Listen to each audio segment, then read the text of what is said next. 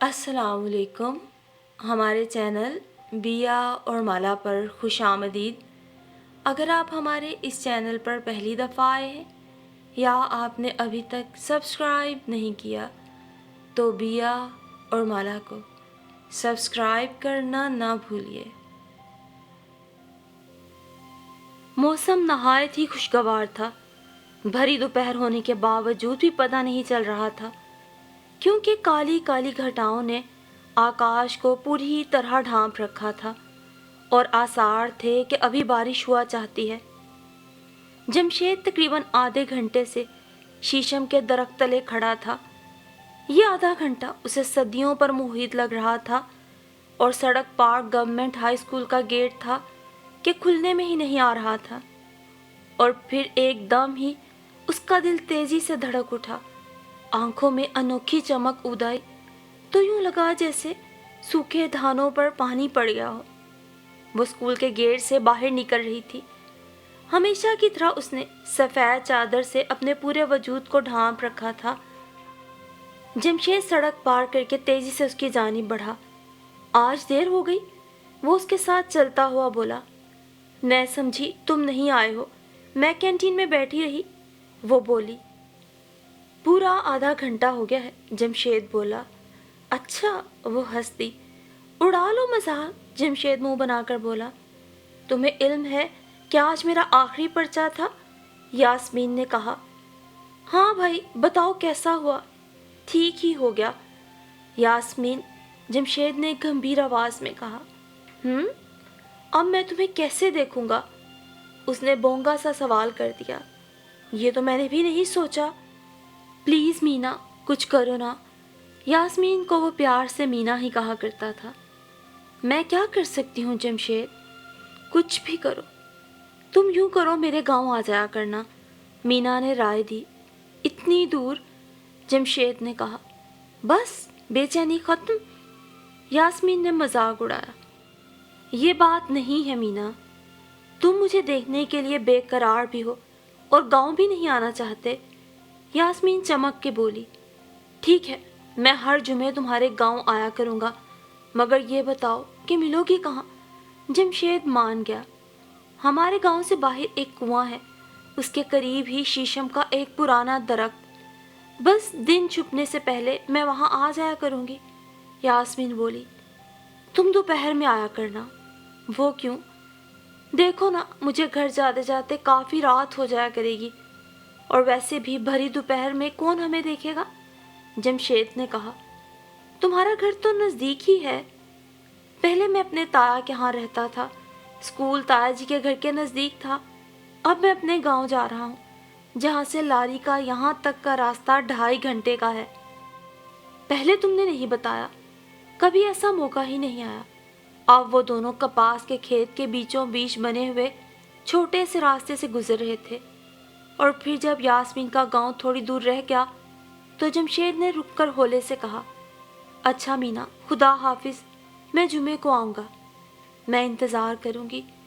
یاسمین نے نظریں اٹھا کر جمشید کی طرف دیکھا. آنکھوں میں خام خواہ شبنم چمکنے لگی. وہ جمشید کے سامنے رونا نہیں چاہتی تھی، اسی لیے تو جلدی سے آگے بڑھ گئی.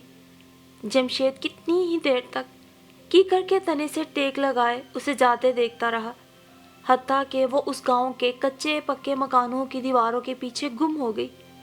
جمشید دل نے ہزاروں ڈیرے اداسیوں کے ڈال کر واپس پلٹ آیا. یاسمین پھول شاہ کی اکلوتی لاڈلی بیٹی تھی. پھول شاہ لکڑیوں کا بیوپاری، اور اس کا گزارا گاؤں کے ان لوگوں سے اچھا ہوتا تھا جو کہ زمیندار کے مزارے تھے. پھول شاہ اپنے بیوپار کے سلسلے میں اکثر شہر جایا کرتا تھا. اسی لیے جب وہ کسی اسکول کے بچوں کو اجلے اجلے یونیفارم پہنے گلے میں بستے لٹکائے دیکھتا تو اس کے دل میں یہ خواہش پھول بن کے کھل اٹھتی کہ اس کی بیٹی یاسمین بھی اس طرح یونیفارم پہنے یوں ہی گلے میں بستہ ڈالے ایک روز اسکول میں جائے گی. سو اس نے یاسمین کو اسکول میں ڈال دیا، جو کہ گاؤں سے 1.5 میل کے فاصلے پر تھا. وہ ایک آفیسر کالونی تھی جس میں وہ پرائمری اسکول تھا جہاں کالونی کے بچے پڑھا کرتے تھے. وہیں جمشید اور یاسمین کی پہلے روز ہی دوستی ہو گئی. یاسمین کی کوئی اور سہیلی نہ تھی، وہ اور جمشید ہر دم ساتھ ساتھ رہتے تھے۔ جمشید کا گھر کالونی میں ہی تھا۔ جمشید کو تو اسکول آنے میں کوئی دقت نہ ہوتی، جبکہ یاسمین کو بہت سویرے گھر سے نکلنا پڑتا۔ پھول شاہ نے اس کے اسکول لانے اور لے جانے کے لیے ایک ملازم رکھا ہوا تھا جو کہ یاسمین کو لے جاتا تھا اور چھٹی ہونے تک اسکول کے باہر ہی چپڑاسی سے گپ بازی کرتا تھا۔ یوں ہی وقت گزرتا رہا۔ یاسمین اور جمشید میں گاڑھی چھنتی تھی۔ یاسمین ذرا ذرا سی چیز جمشید کے لیے چھپا چھپا کے رکھتی اور دوسرے روز جمشید کو دیتی تو وہ بہت خوش ہوتا۔ یاسمین کے ننیال والے بھی اس گاؤں میں ہی رہتے تھے۔ وہ بہت اعتراض کرتے کہ یاسمین نہ پڑھے، مگر پھول شاہ نے کسی کی نہ سنی۔ پرائمری کے بعد یاسمین کو سیکنڈری اسکول میں داخل کرا دیا گیا اور یوں جمشید اور یاسمین کا ساتھ چھوٹ گیا۔ حالانکہ جمشید بھی کالونی کے ہائی اسکول میں پڑھ رہا تھا، مگر یہاں لڑکوں کی دوپہر میں اور لڑکیوں کی صبح میں شفٹ ہوتی تھی۔ پھر جب چھٹی ہوتی، جمشید گیٹ پر اپنی ساتھی سے ملنے کے لیے موجود ہوتا۔ اس کی ایک جھلک ہی جمشید کو سرشار کر دیتی۔ وہ دونوں بچے ہی تو تھے، اتنی شدت اور گہرائی کا مطلب وہ نہ سمجھ سکتے تھے، مگر گزرتے وقت نے انہیں آہستہ آہستہ سب کچھ سمجھا دیا۔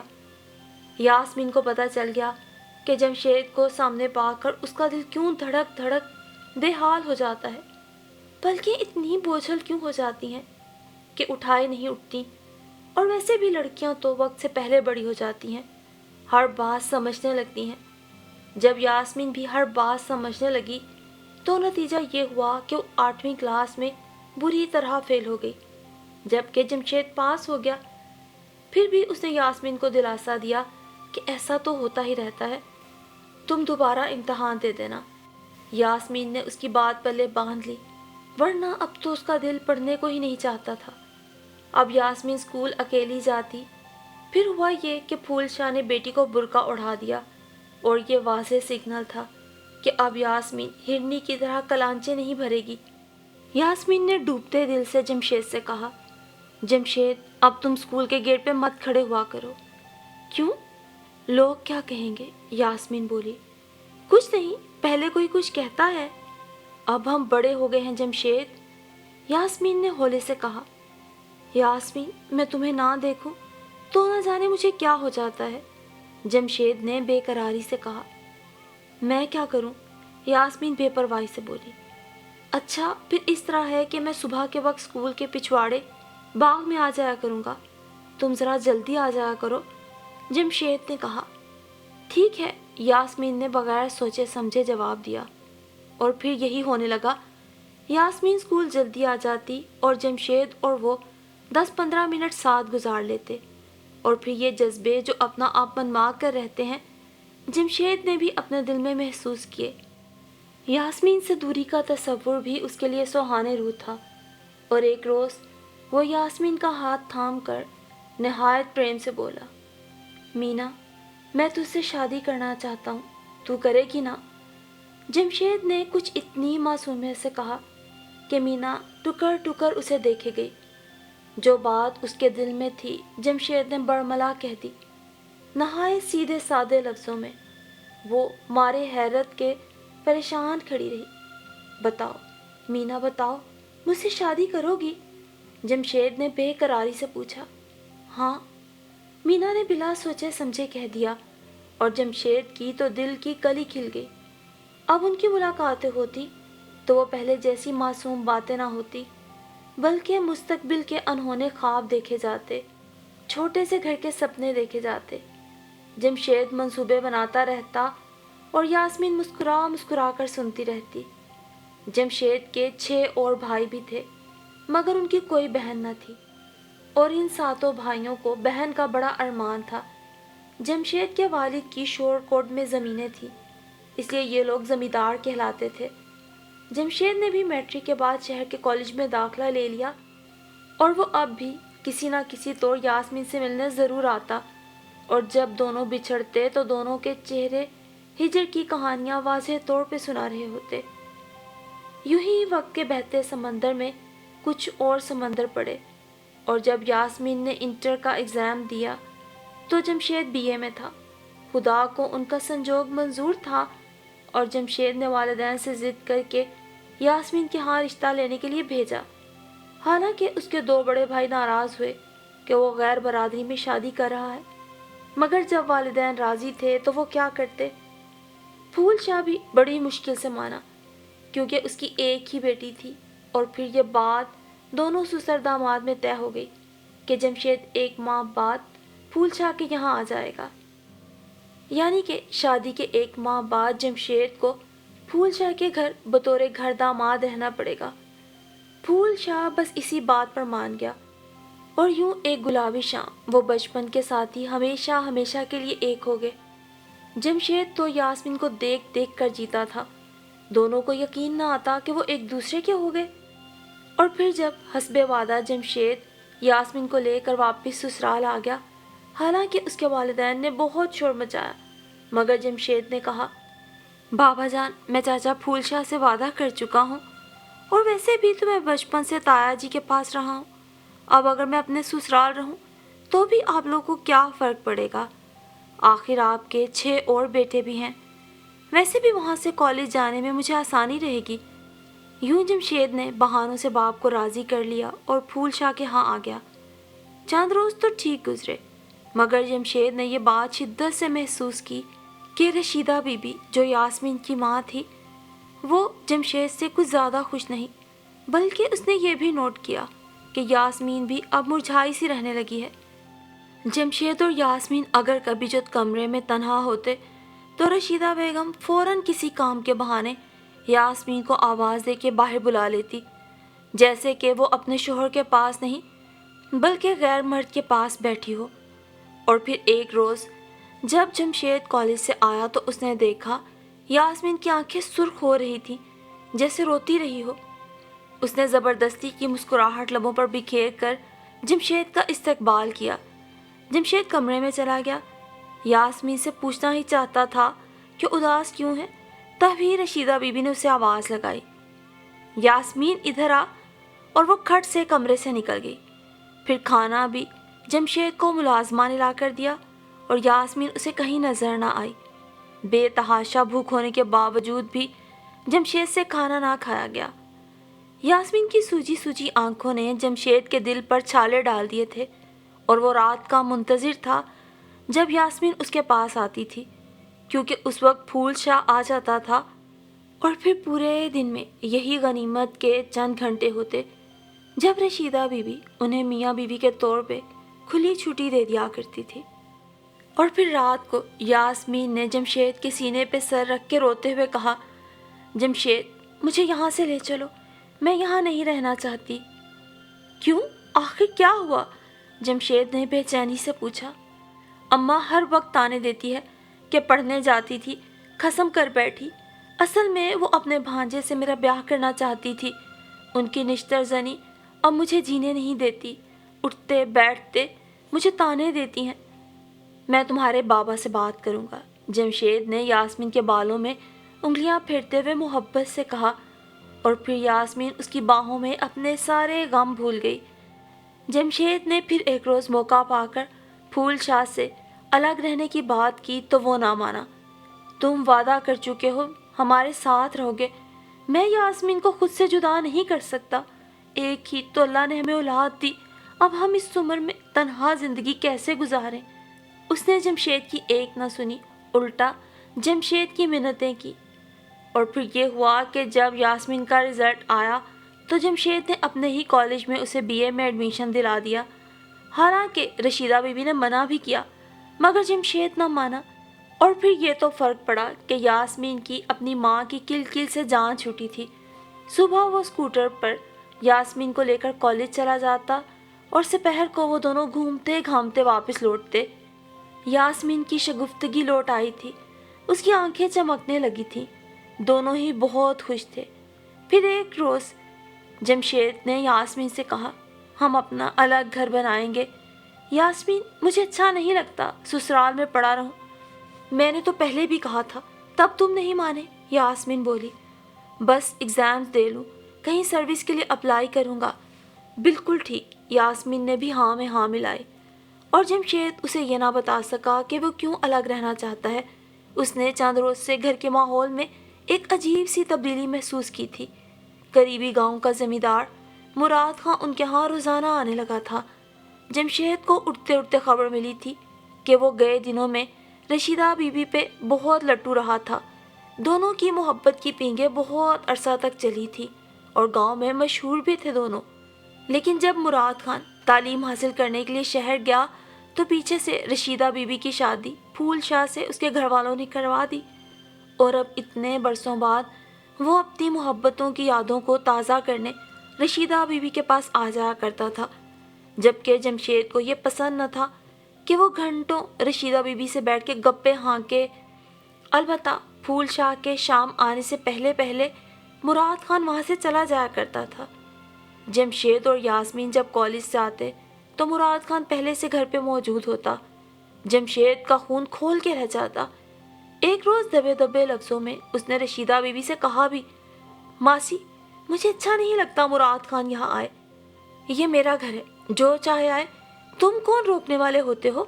رشیدہ بی بی چمک کر بولی، اور جمشید نے سوچا واقعی اگر یہ میرا گھر ہوتا تو اس طرح منہ پہ تھپڑ نہ پڑتا۔ آخر کو میں گھر کا مرد ہوں، عورت کی عزت کی مجھے پرواہ ہے، باہر نکلتا ہوں تو لوگوں کی 100 باتیں سننی پڑتی ہیں، لیکن اگر یہ میرا گھر ہوتا تبھی میرے بنائے اصول یہاں چلتے، کسی بھی قیمت پر اب مجھے اپنا گھر بنانا ہے۔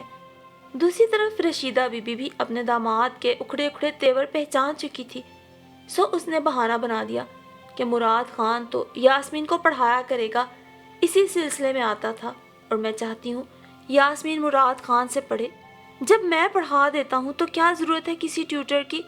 جمشید نے آگے سے جراح کی، اور جمشید کی اس بات پر رشیدہ بی بی کا دل سلگ اٹھا۔ تب اس نے عہد کر لیا، جمشید تم یہاں نہیں رہو گے، تم میرے لیے خطرہ ہو۔ دوسری طرف جمشید جب امتحانات سے فارغ ہوا تو اس کی طبیعت کچھ بوجھل رہنے لگی، اسے اکثر و بیشتر اپنے دل میں درد محسوس ہونے لگا، بیٹھے بیٹھے اسے ٹھنڈے پسینے آ جاتے، اور یاسمین اس کی حالت دیکھ کر بولائی بولائی پھرتی، اور پھر ایک روز تو اس کے ہاتھوں کے طوطے اڑ گئے جب جمشید نے منہ بھر کر سرخ خون کی الٹی کی اور سفید چادر لال و لال کر دی۔ جمشید کیا ہوا؟ یاسمین رو دی، میرے دل میں کچھ ہو رہا ہے، یوں لگتا ہے کہ جیسے دل کو کوئی کاٹ رہا ہو، جمشید بولا اور پھر بے ہوش ہو گیا۔ پھول شاہ بھی بری طرح گھبرا گئے، اور پھر کون سا علاج تھا کہ انہوں نے داماد کا نہ کرایا۔ صرف 1 ماہ میں ہی جمشید نچڑ کر رہ گیا۔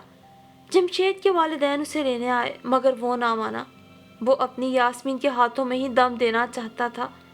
بعض مرتبہ کہتا، مینا میں مر جاؤں تو تم شادی کر لینا، زندگی کو روک نہ لگانا۔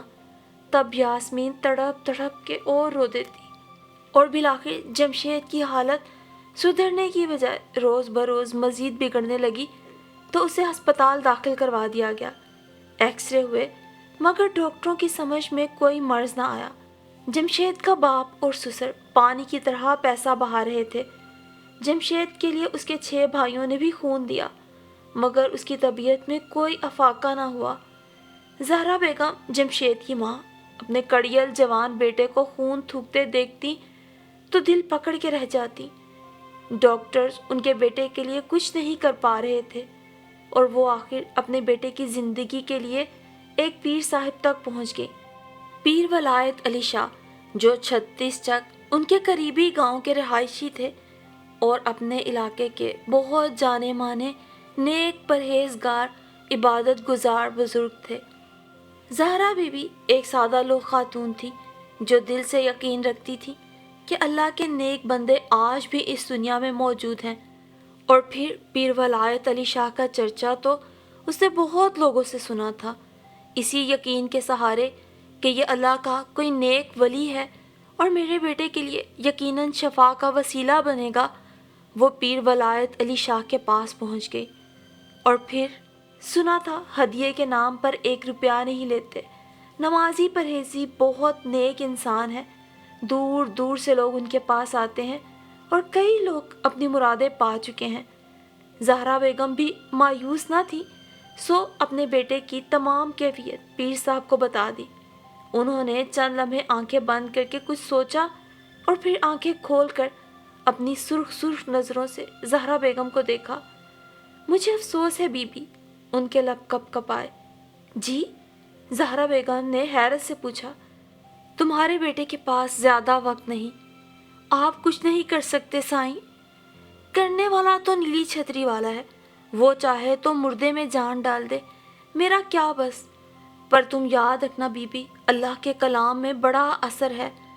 तुम्हारे बेटे पर किसी ने सफली अमल करा दिया है।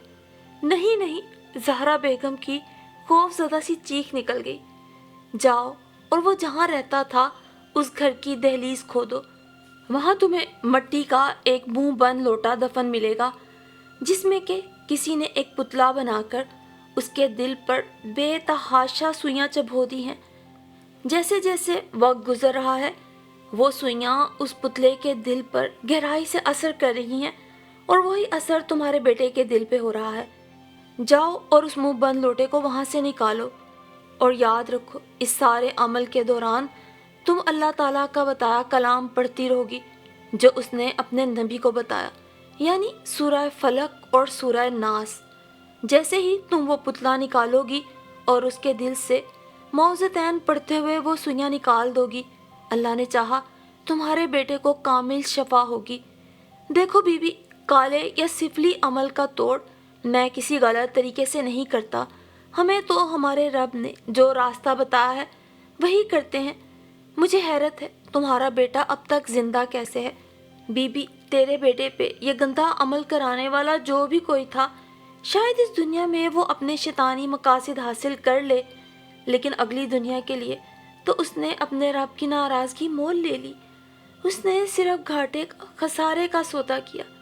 जाने हमारे लोगों में से ये जहालत कब ख़त्म होगी कि अपने छोटे छोटे मकासद और दूसरों के लिए दिल में नफ़रतों का इंतकाम लेने के लिए ऐसे गंदे, घिनौने और अल्लाह के नापसंदीदा तरीन अमल को इख्तियार करते हैं। पीर साहिब बोलते गए और जहरा बेगम के हाथ पांव ठंडे हो गए। फिर न जाने उनमें कैसे इतनी हिम्मत आई।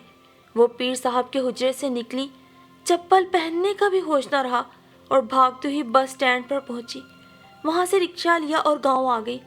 उनके जहन में पीर साहब का जुमला गूंज रहा था, उस जगह से पुतला निकालो और उसके सीने में गड़ी तमाम सुइयां निकाल दो, अल्लाह को जो मंजूर। गांव से बाहर रिक्शा रुका तो उन्होंने पल्लू में जितने पैसे बंधे हुए थे रिक्शे वाले को दे दिए और फिर बेटे की जिंदगी बचाने के लिए ममता की मारी गांव की छोटी छोटी गलियों में दीवानावार दौड़ी जा रही थी। और फिर फूल शाह के दरवाजे की दहलीज पर वो तेवरा के गिर पड़ी और फटी फटी आंखों से औरतों से भरे आंगन को तकने लगी, जहां एक चारपाई के गिर्द औरतें बैठी हुई थी और यास्मीन चारपाई की पट्टी से सर टुकरा रही थी। उसकी चीखों से जमीन और आसमान कांप रहे थे। औरतें उसे थामने की नाकाम कोशिश कर रही थी और किसी को ये ख्याल ना आया था कि एक दुखियारी माँ इस दरवाजे की चौखट पे गिर पड़ी है, जहां उसके बेटे की जिंदगी को ख़त्म करने के लिए किसी ने एक घिनौना खेल खेला है। जहरा बेगम को भी ये समझने में देर न लगी कि उनका जवान कड़ियल पुत्र मौत से हार गया।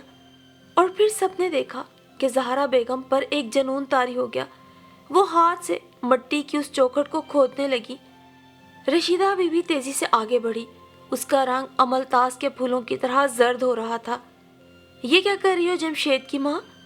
मुझे ये चौखट उखाड़नी है रशीदा, जहाँ मेरे बेटे की मौत का सामान दफन है, जहरा बेगम ने चिटानों की सी सख्ती से कहा। फिर रशीदा बीबी और दूसरी औरतों के रोकने के बावजूद वो ना रुकी। करीब पड़ा हुआ कुदाल उठाकर खुदाई शुरू कर दी और चंद लम्हों बाद वो मिट्टी का मुंह बंद लोटा उनके हाथ में था। उसे खोला तो वाकई उसमें एक स्याह रंग का पुतला था, जिसके सीने में बेतहाशा सुइयां चुभो दी गई थी। रशीदा बीबी तो कांप रही थी और जहरा बेगम समझ गई कि ये चाल किसकी है। बहुत ही शकस खुर्दा लहजे में बोली, तुम जीत गई रशीदा, मैं हार गई। मेरा जमशेद मुझसे रूठ गया। खुदा करे तुम भी ऐसी दिलखराश जुदाई देखो अपनी औलाद की। آج جس طرح میرا دل پھٹا ہے، خدا کرے تمہارا بھی دل پھٹے، خدا کرے تم اس دنیا میں اور اس دنیا میں ذلیل اور رسوا ہو جاؤ۔ طیش کے عالم میں انہوں نے رشیدہ بی بی کا گریبان پکڑ کے جھنجھوڑ ڈالا، اور بس پھر تھوڑی ہی دیر میں یہ بات پورے گاؤں میں پھیل گئی کہ جمشید کی موت اس کی ساس کے کرائے سفلی عمل کے باعث ہوئی ہے۔ رشیدہ بیگم تو اپنے داماد کو شروع سے ہی پسند نہیں کرتی تھی۔ پیچھے کی کہانی البتہ کسی کو معلوم نہ تھی کہ رشیدہ بیگم کو جمشید سے اتنی نفرت تھی کیوں، لیکن حیرت تو یہ تھی کہ یہ سب کیا ہوا اور زہرا بیگم کو یہ سب کیسے پتہ چلا۔ دوسری طرف زہرا بیگم اس قابل ہی کہاں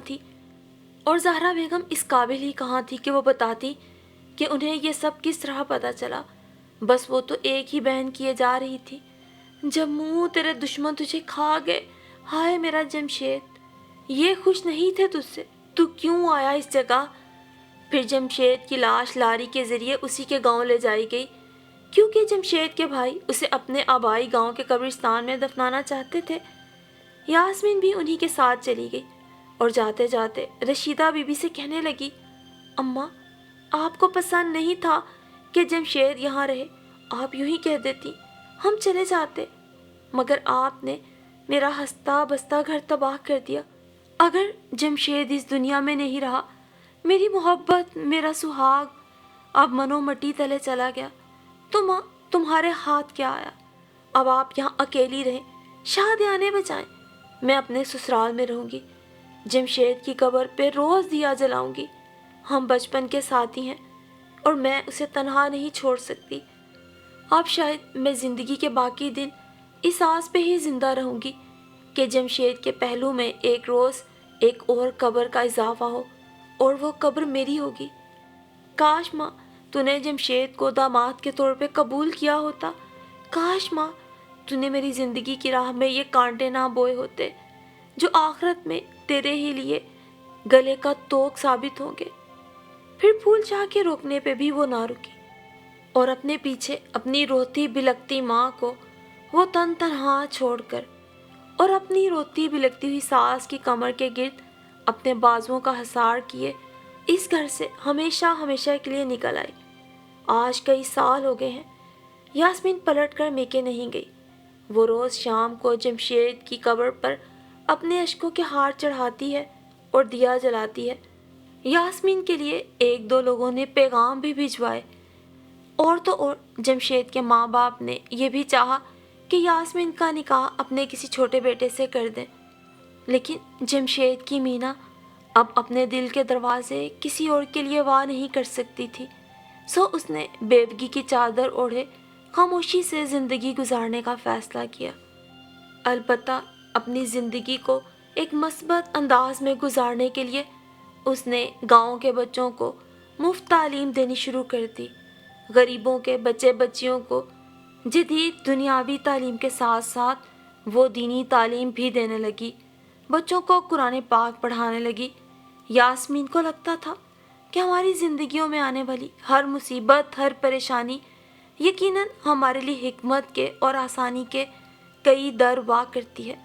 وہ ایک پڑھی لکھی لڑکی تھی، اور اس نے اپنی زندگی میں آنے والے حادثے سے ایک اچھا سبق یہ ضرور سیکھا کہ اگر ہم جاہل اور گنوار لوگوں کو دنیاوی علم کے ساتھ ساتھ دین کا صحیح علم اور شعور دیں گے، تبھی تو وہ اچھائی اور برائی کا فرق واضح طور پہ پہچان سکیں گے۔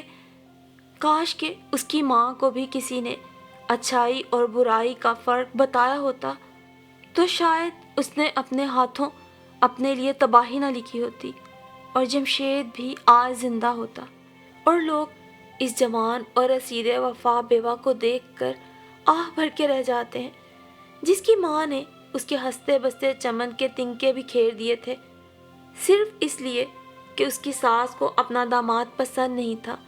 وہ بھی کیوں کہ رشیدہ بیگم کا گئے دنوں کا محبوب اپنی یادیں تازہ کرنے جب اس کے پاس آتا تھا، یہ بات اس کے داماد کو ناگوار گزرتی تھی۔ اور مزے کی بات تو یہ ہے کہ جس مراد خان کے لیے رشیدہ بی بی نے یہ مکروہ کام کیا، وہ پرانا محبوب اب رشیدہ بیگم کے منہ پہ تھوکنا بھی گوارا نہیں کرتا، اور جانے سے پہلے آخری دفعہ مراد خان نے اسے کہا تھا، مجھے افسوس ہے رشیدہ کہ میں نے کبھی تم سے محبت کی. کاش میں نے یہ پہلے سوچا ہوتا کہ تو اپنے شوہر کی بھی سگی نہیں, اس کی آنکھوں میں بھی تو دھول جھونک رہی ہے. لیکن جب تم نے اپنی ہی بیٹی کی خوشیوں پہ شب خون مارا تو بتاؤ میں کون ہوتا ہوں. مجھے تو اب تمہاری کسی بات پہ کوئی بھروسہ نہیں رہا. اور رشیدہ بی بی ہاتھ ملتے ہوئے سوچے جاتی تھی, کیا آیا میرے ہاتھ, سب کچھ گنوا بیٹھی ہوں صرف اپنی وقتی خوشی کی خاطر. کتنی کڑی سزا ہے کہ میری کوکھ کی جنی بھی اب میری نہیں. پتہ نہیں وہ ماں سے ناگن کیسے بن گئی. پچھتاوے اسے اب چین نہیں لینے دیتے. لیکن وہی نا, ہائے اس زود پشے ماں کا پشے ماں ہونا. اور پشیمانی کیسی, پشیمان ہوتی تو یہ قدم ہی کیوں اٹھاتی. ہاں البتہ اپنے اس قدم کی سنگینی سے آگاہی کے لمحات ہی رشیدہ بیگم کے لیے اب گویا تمام عمر پلسرات کا ایک سفر ثابت ہوں گے.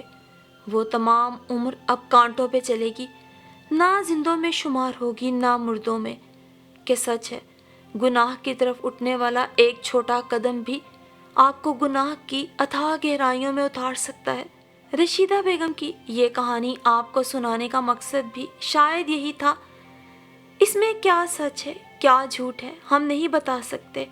ہاں البتہ یہ فیصلہ اب ہمیں کرنا ہے کہ اگر ہم کسی چھوٹے گناہ کی طرف قدم بڑھا رہے ہیں تو کیا ہمیں اسے گناہ سمجھ کے چھوڑ دینا چاہیے, یا ڈھٹائی سے اس راستے پہ سفر کر کے مزید سے مزید گناہ گار ہوتے جانا چاہیے. اور پھر ایک مقام پر آ کر رشیدہ بیگم کی طرح ہم گناہ میں اور خود لذتی میں اس قدر اندھے ہو جائیں کہ صحیح اور غلط کا فرق بھول بیٹھیں, اور کہیں اپنی اس نادانی میں اپنے رب کو ناراض نہ کر بیٹھیں.